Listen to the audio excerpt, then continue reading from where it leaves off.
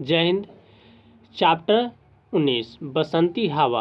यह किशन भागवत सरकारी बुक है जिसमें का यह 19 चैप्टर है। बसंती हवा जो सरकारी बुक है, ये किशन भागवत हिंदी से लिया गया है। 19 चैप्टर बसंती की हवा। बसंती हवा से आप क्या सीख मिलती है, आप क्या सीखने को मिलता है, इस चैप्टर में हम समझेंगे। मैं हूं गौतम गौर और आप देख रहे हैं न्यू वीडियो सक्सेस की 77 में। तो वीडियो को शुरू करते हैं। शुरू करने से सबसे पहले आपको समझाते हैं शब्दार्थ। शब्दार्थ क्या होता है, शब्दार्थ से हम क्या समझते हैं। तो सबसे पहले समझते हैं हम बावली। बावली का अर्थ होता है यानी पगली, ठीक है। मुसाफिर का अर्थ होता है यात्री, ठीक है। सृष्टि का अर्थ होता है संसार, इसका शब्दार्थ होता है, ठीक है। कलसी का यानी घड़ा या गगरी बोल सकते हैं। अलसी यानी तीसरी, एक प्रकार का छोटा पौधा जिसके बीज से तेल निकलता है, ठीक है। मस्त मौला यानी आज़ादी पसंद करने वाला, ठीक है, यानी आज़ादी रहने वाला, आज़ाद निर्भय, ठीक है। कोई टेंशन नहीं, कोई मतलब नहीं दुनिया से, ठीक है।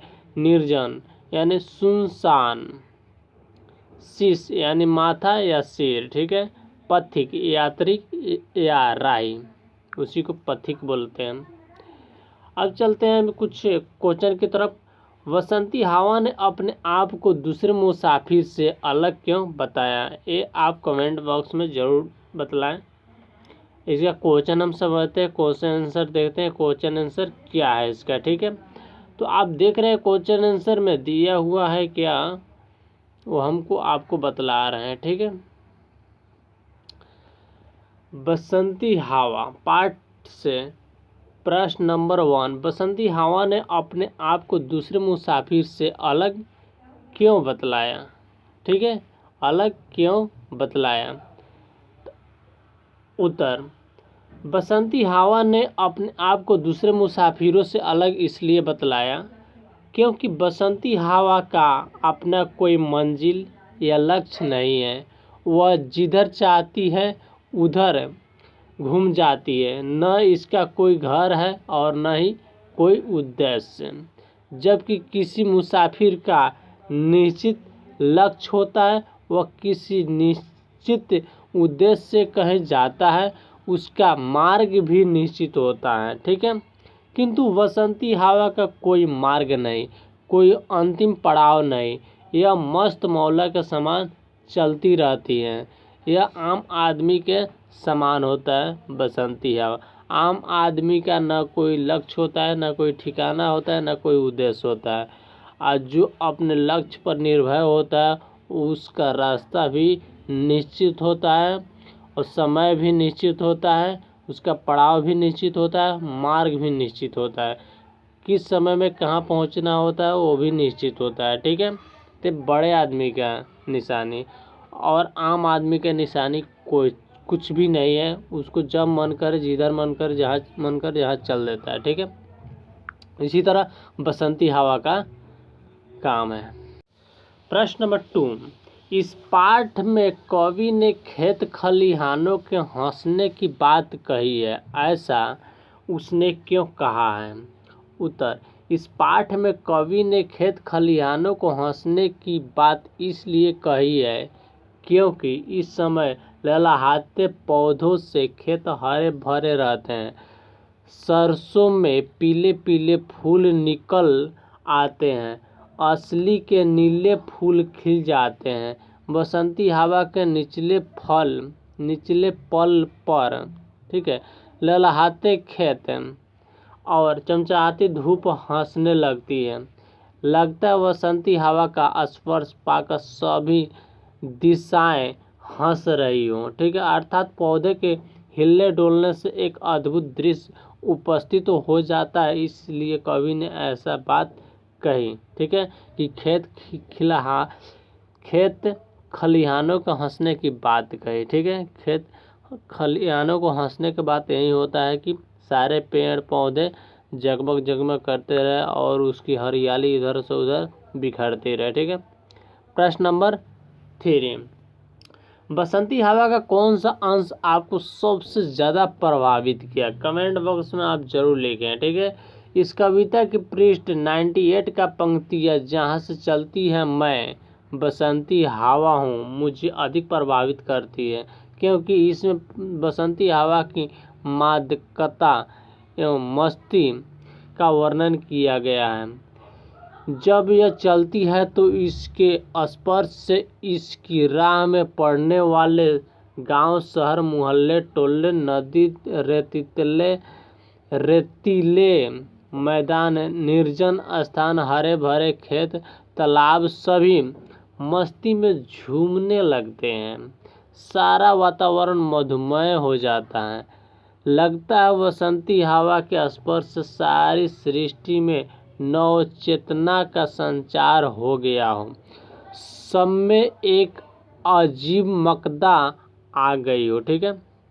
अब पार्ट से फिर चलते हैं प्रश्न नंबर 1। प्रश्न नंबर 1 में इसमें क्या दिया गया है? बसंत का आगमन कब होता है? इस ऋतु में आप कैसा अनुभव करते हैं? उत्तर, बसंत का आगमन शरद ऋतु के अंत में अर्थात जनवरी के मध्य में होता है। हिंदी महीना की गणना के अनुसार इसका ऋतु का आगमन बसंत पंचमी के दिन से माना जाता है। इस ऋतु के आते ही प्रकृति में एक नया सौंदर्य छा जाता है। पेड़ पौधे फूल पत्तों से लद जाते हैं, वातावरण महमह हो जाता है। इस समय न तो अधिक गर्मी पड़ती है और न ही जाड़ा होता है। समशीतोष्ण वातावरण के कारण यह अच्छा लगता है। वास्तव में बसंत का आरंभ चैत्र कृष्ण से होता है जो बैसाख की पूर्णिमा तक रहता है। प्रश्न नंबर 2, इस पाठ को पढ़ने के बाद हवा के प्रति आपके मन में किस प्रकार के भाव उठते हैं? लिखिए। इस पाठ को पढ़ने के बाद हवा के प्रति मेरे मन में यही भाव बनता है कि बसंती हवा अनोखी, मस्त, मौलिक, बेफिक्र, निडर तथा अजीब है। यह अपनी इच्छा अनुसार अपना रूप बदल सकती है, बदल लेती है, ठीक है। प्रश्न नंबर 3, सरस्वती पूजा को बसंत पंचमी के नाम से भी जाना जाता है। सरस्वती पूजा एक निबंध लिखिए, यानी सरस्वती पूजा पर आपको एक निबंध लिखना है, आप लिख सकते हैं। उत्तर, बसंत पंचमी के दिन संस्कृति पर्व के रूप में संस्कृति का पूजन किया जाता है। प्रातः काल से ही विद्यालय को सजाया जाता है। सरस्वती विद्या एवं बुद्धि की देवी कहलाती है, इसलिए हर शिक्षित एवं सुसंस्कृत लोग विद्या की देवी की आराधना करता है, ठीक है। श्रद्धा एवं विश्वास से करते हैं, क्योंकि इसी देवी की कृपा से वाल्मीकि, व्यास, कालिदास, सूरदास, तुलसीदास आदि वैरणय हुए। दूसरी बात, परमेश्वर की महती शक्ति है, काली, लक्ष्मी तथा सरस्वती। शक्ति के लिए काली की, धन के लिए लक्ष्मी की तथा ज्ञान की, विद्या के लिए सरस्वती की पूजा की परंपरा है। इसे लोग माघ महीने के शुक्ल पक्ष पंचमी को पूर्ण उल्लास से मनाते हैं। इसका एक कारण यह भी है कि ज्ञान शक्ति सारी शक्तियों से श्रेष्ठ होती है। जिन पर इनकी कृपा हो जाती है उनका जीवन धन्य हो जाता है। उसे युग युग तक लोग याद करते हैं। विद्या को न कोई बांट सकता है न छीन सकता है। अपंग भी सरस्वती की आराधना कर डॉक्टर चंद्रा के समान महान पद पर आसीन हो सकता है, लेकिन इसे पाने के लिए कठिन परिश्रम करना पड़ता है। विद्या अमूल्य धन होती है, यह पैसे से नहीं कठिन परिश्रम से प्राप्त होती है। यह बात सही है, आपको मेहनत करने से सरस्वती माता विराजमान होते हैं और आपके निकट आते हैं तो आपको विद्या प्राप्त होती है। नीचे दिए गए पदांश में विशेषण शब्दों को रेखांकित कीजिए। अब इसमें आपको क्या करना है, अनोखी हवा हूँ, बड़ी बावली हूँ, बड़ी मस्त मौला, नहीं कुछ फिकर है, बड़ी ही निडर हूँ। उत्तर इसका देखिए क्या होगा। इसमें अनोखी, बावली, मस्त मौला, फिकर तथा निडर विशेषण है। ये बसंती हवा की विशेषता बताते हैं। ठीक है, अब चलते हैं प्रश्न नंबर 2। प्रश्न नंबर 2, योजक चिन्ह। योजक चिन्ह इस बात को दर्शाता है कि इसके दोनों ओर के शब्द परस्पर मिलते हुए यानी मिला जुला होना चाहिए।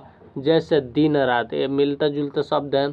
इस प्रकार के और भी शब्दों का लिखिए। ठीक है, आप अपने मन से भी लिख सकते हैं।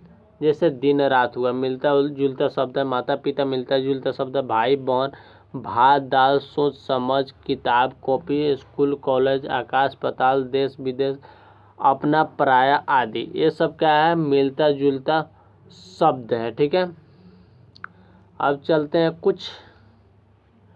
कुछ करने को। प्रश्न नंबर 1, ऋतु से संबंधित किसी कविता का संकलन कर अपनी कक्षा में आप सुना सकते हैं। ठीक है, प्रश्न नंबर 2, आप किन किन चिड़ियों को आवाज़ से पहचान सकते हैं, उनकी बोली के साथ सूची बनाइए। ठीक है, ये आपको खुद करना पड़ेगा। प्रश्न नंबर 3, वायु को प्रदूषण मुक्त बनाने के लिए कौन कौन से कदम उठाने चाहिए। कक्षा में अपने साथियों से चर्चा कीजिए। ये सभी परियोजना कार्य हैं, छात्रों को स्वयं करना है। ठीक है, तो फिर नेक्स्ट वीडियो मिलते हैं नेक्स्ट टॉपिक के साथ। जय हिंद, जय भारत। इसी के साथ विदा लेते हैं। नेक्स्ट टॉपिक से मिलते हैं फिर नेक्स्ट वीडियो के साथ। जय हिंद, जय भारत।